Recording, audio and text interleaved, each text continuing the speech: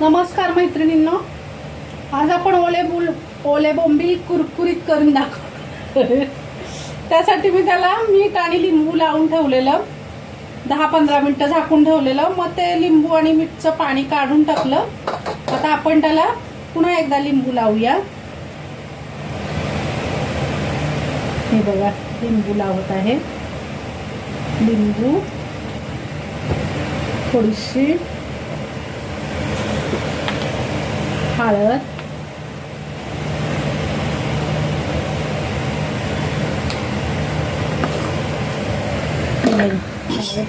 मीठ आहे आपल्या चवीनुसार, आवडीनुसार, तुम्हाला जेवढं लागतं तेवढं. हे बघा, मीठ आहे, मीठ टाकत आहे. आता लाल तिखट आपलं घरगुती कांदा लसूण मसाला 1 चम्मच, थोडंसं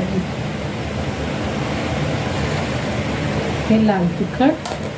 आता मी आले लसूण पेस्ट टाकणार आहे त्याच्यात.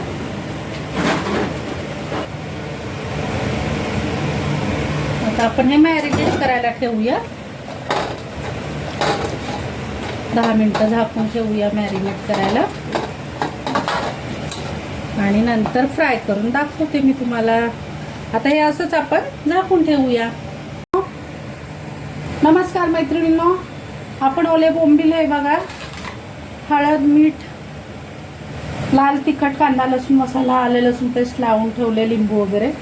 आता ह्याच्यात त्याला वरणी कोटिंग करायसाठी हे रवा घेतलेला आहे, तांदळाचं पीठ, हलकंसं थोडंसं मीठ टाकले आणि बेडगी मिरची पावडर टाकली.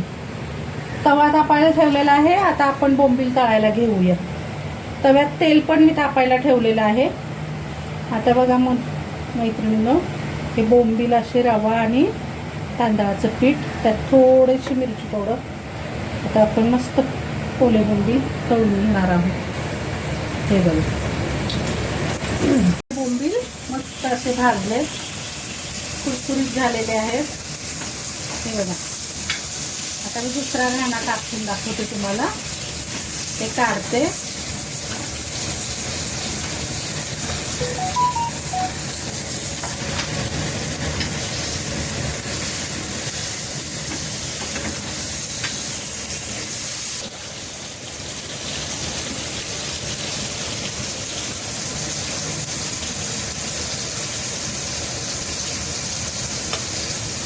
हे बघा, आपले बोंबील आता मस्त खाण्यासाठी तयार आहे. हे ताटात काढलेले. आता हे तळते.